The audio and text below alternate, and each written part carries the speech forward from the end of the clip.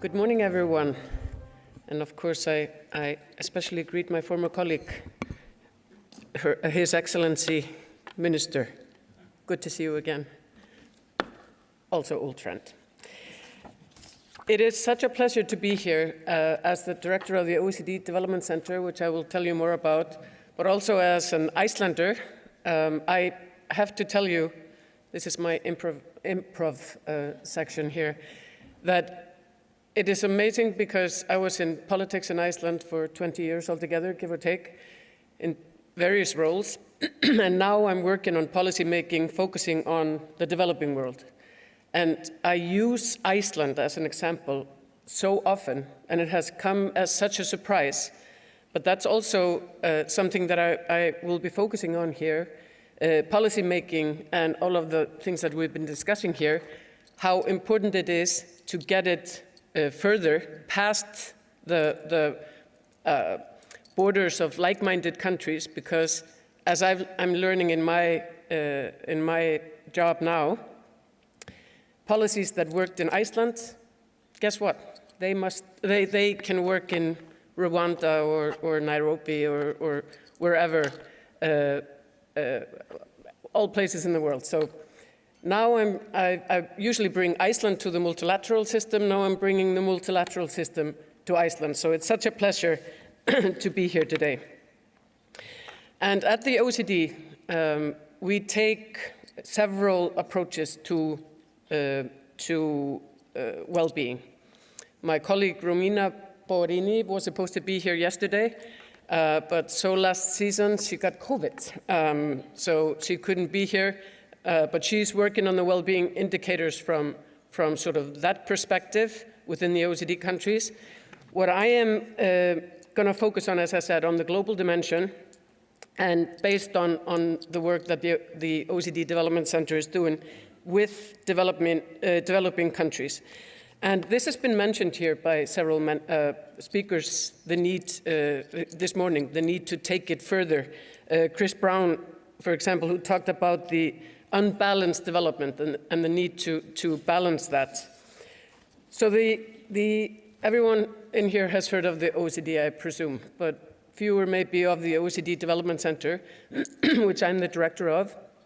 The OECD has 38 member countries, and the OECD Development Center is a part of that, but we are a special part because we have 55 members, 25 out of the 38 OECD countries, but 29 non-OECD countries. So we are sort of the bridge builder between, excuse me, between the OECD and OECD countries and non-OECD countries. And we are a forum of discussion, mutual learning. We are not the standard setting body, so we can be, I would not say the undisciplined or the naughty kid in the class, but we're a special part of the class because we can navigate things differently and be more innovative and explore ideas with our members that are not always have not been explored at the OECD. So we're sort of a pathfinder, an honest broker, and a convener.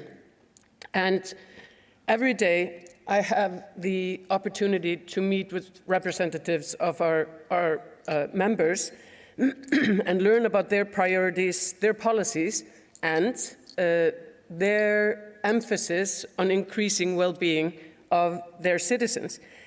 And that just convinces me, and what I've heard here today, unfortunately I couldn't be with you yesterday, in the discussion, I'm convinced that this concept needs to be extended more globally. And I have to stress the role or the importance of role models, and I can say that the WEGo countries that are leaders in this, they should carry the torch and be the role models and take it further to the rest of the world. And we can ask, why is it important to extend it or have global well-being? Well, it's obvious. It's important because no matter where we are from, we're all connected. And we saw it, for example, in COVID, that trouble in one country led to troubles in very many other countries, or all countries. And the fact of the matter is that no matter where people live, they all want the same things. They want better lives for their families. They want healthcare, housing, education, decent work, clean air and fresh water, etc., etc. Doesn't matter where you are in the world. We're all seeking, we can add peace and security and other things to this, but in short, I can say that thank you, read my mind, there's something, excuse me. I can interpret it that, in short, people want their governments to budget for well-being. So I think that conversation that we're taking here is very important. But budgeting can be difficult for policymakers, especially in the developing world, who face a different context than, for example, the OECD country colleagues. And we need to consider the challenges that they face in particular: vulnerability, informality in the labor market, and financial capacity, just to name three areas.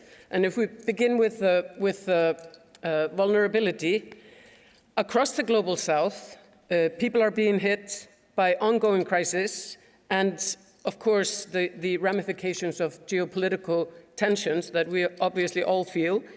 But in 2023, nearly 300 million people from the global south faced acute food insecurity. Climate change, of course, is also become a major source of, for example, forced displaced people. And if we look at the gender side of that, a striking fact is that 8 to 10 people displaced by climate change are women. And this high degree of instability makes it very difficult for governments in developing countries to budget for well-being. They are just basically focusing on staying alive, securing food on the table. Secondly, developing countries face the challenge of informality in the labor market. In low-income countries, up to 90% of the labor market of the jobs are informal, and that results in the fact that people in these jobs, they have no social protection and they have no labor rights. And they and their families, they sort of fly under the radar, making it difficult for policymakers and governments to address their needs in national budgets. And which brings me to the third challenge, which is the limited financing capacity of developing countries. Every year, we at the Center publish our flagship report in Latin America called the Latin American Economic Outlook. And just in the most recent report finds that the region's debt is rising greatly, and because of the informality that I was mentioning, tax and social security contributions are too low, and the result or the resulting lack of public funds makes it hard, again, for policymakers to invest in issues such as well-being and to promote sustainable development. But what can we do about it? We need to. This is something that we need to break out of, and just a question that obviously stems from this conversation: how can we extend the well-being agenda, and how can the WEGo countries and members help? Again, going to the role of the role model.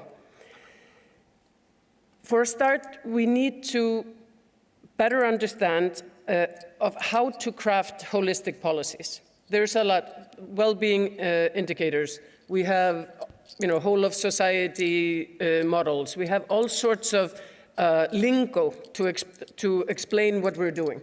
We need to try to come together and sort of mold it into something that we can spread. Our motto or our mantra at the Development Center is strong, shared, green development that we can do together. And we believe that the economic, social, and environmental dimensions of development must go hand in hand, but often in reality they don't. Often they result in tensions. But when I say this, economic, social, environmental, aren't I talking about I'm talking about well-being economy, right? So wherever, I think we are more talking about the same things than not. So let's bring the conversation together. We also need to make sure that what we do in developed countries doesn't have negative ramifications on developing countries. Sometimes it does. Well-meaning green policies in developed countries can mean trade barriers from developing countries, even if that was not the intention. So we have to have like a whole of global view and work together to help developing countries manage the green transition and find the solution. And I want to stress that the good news is that it's possible, and we have come a long way. The Minister of Finance talked about the gender budgeting. And you said, and I noticed, that a decade ago we started this. No, my friend. When I was the political advisor in the Ministry of Finance, sometime, I was there from '98, but this was like early 2000s, we were actually asked by the OECD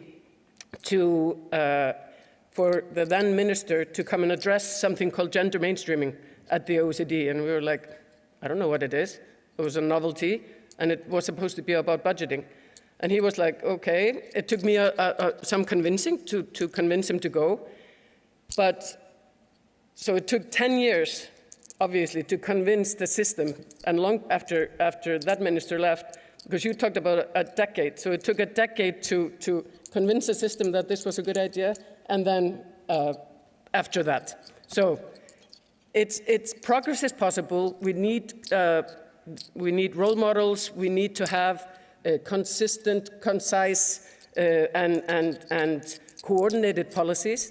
And we just have to remember that we need data. I come from the OECD. We need data. We have to make sure that we know what we're talking about. If you can measure it, if you don't see it, you can't fix it. So I'm out of time. I would have been willing to stay here all day and talk about it, but I guess we have other things to do here today. So I would just like to thank you for the opportunity to speak here today. And I just want to make sure that you know that if the OECD and the OECD Development Center can be of service, we are ready, willing, and able. Thank you.